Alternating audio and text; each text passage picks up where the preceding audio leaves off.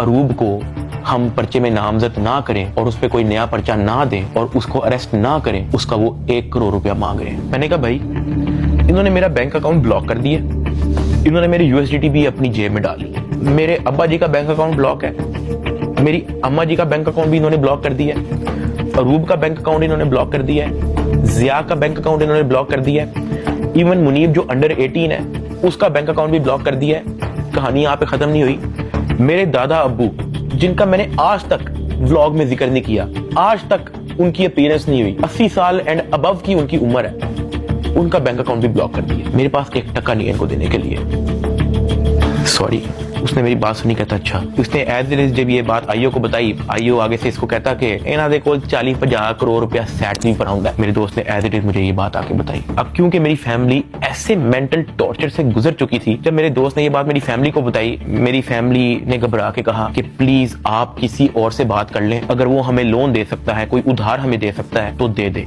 मेरे दोस्त ने इवन मेरे एक और दोस्त से भी बात की, उसने मना कर दिया, कहता यार हम नहीं कर सकते, 1 करोड़ पे बहुत ज्यादा है। मेरे दोस्त ने फिर आईओ से बात की, आईओ कहता कि हम 60 लाख से नीचे नहीं लेंगे, अरूब की हद तक, अभी हम डकी की बात नहीं कर रहे। ये बात जब उसने मुझे आके बताई, मैंने कहा मेरे पास है ही नहीं 60 लाख, या मेरे पास 60 रुपए नहीं है, सब कुछ इन्होंने ले लिया। अगले दिन मेरी कोर्ट में पेशी थी, मेरा रिमांड लेने के लिए जब कोर्ट में गए तो मेरी फैमिली वहां पे आई हुई थी। उन्होंने मेरे से हाथ जोड़ के, रंग उनके उड़े हुए थे, कहा कि साद जो कह रहे हैं इनको प्लीज दे दो। अरूब कांप रही थी, कहती कि मुझे पकड़ लेंगे, मुझे पता भी नहीं है कि इनको कैसे हैंडल करना है, मुझे नहीं पता कि आगे मेरे साथ ये लोग क्या करेंगे, प्लीज ये जो मांग रहे हैं दे दो। जब मैंने उनकी शक्लें देखी फैमिली की, मैंने कहा ठीक है, लेकिन मेरे पास 60 लाख रुपए वाकई में नहीं है, आप किसी से बात कर लें। मेरे मामू आउट ऑफ कंट्री रहते हैं, ऑस्ट्रेलिया से फ्लाई करके आए हैं, जो हमने इनको ये सारी कहानी बताई है। मेरे एक मामू इधर पाकिस्तान में होते हैं, वो भी आए हैं, उनसे हमें उधार लेना पड़ा कि प्लीज हमारी हेल्प कर दें, हमारा ये मसला है, हमें 60 लाख रुपया उधार चाहिए। उन्होंने 60 लाख रुपया हमें कैश अरेंज करके दिया, वो कैश हमने इन लोगों को पहुंचाया। इनको पैसे जो है मेरे भाई ने भिजवाए थे, मुझे तो पता भी नहीं था कि इनको पैसे पहुंच गए हैं या वो मेरे मामू ने दिए हैं, ये सारी बातों का मुझे बाद में पता लगा। जब इनको पैसे पहुंच चुके थे, अगले दिन मुझे एडिशनल डायरेक्टर सरफराज चौधरी साहब ने मुझे फिर से कहा कि आप अपनी फैमिली को, अगर आपने मीटिंग करनी है तो आप बुला लें। मैंने कहा जी ठीक है, मैंने अपनी फैमिली को बुला लिया और तब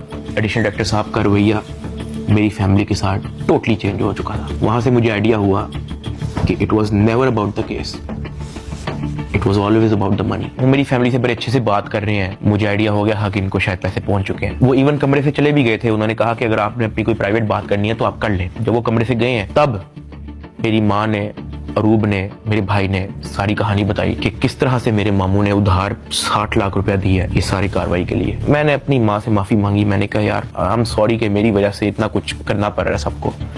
कहती कोई बात नहीं, अल्लाह पाक देख रहा है, ओके।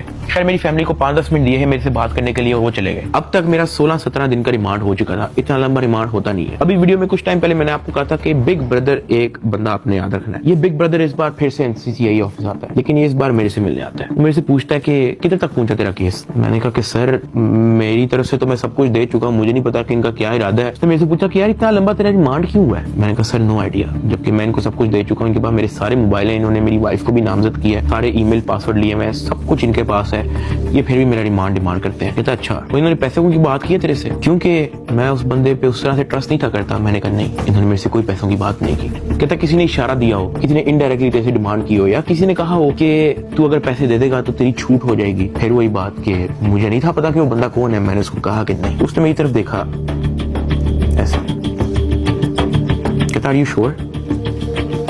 मैंने कहा जी। इवन उससे मुझे एक पॉइंट पे बड़े गुस्से से देखा, कहता कि देख ले अगर कुछ ऐसा है तो तू मुझे बता सकता है। फिर वही बात आ गई क्योंकि मैं उसको जानता नहीं था। मैंने कहा नहीं ऐसा कुछ भी नहीं है सर। कहता ठीक है, वो चला गया।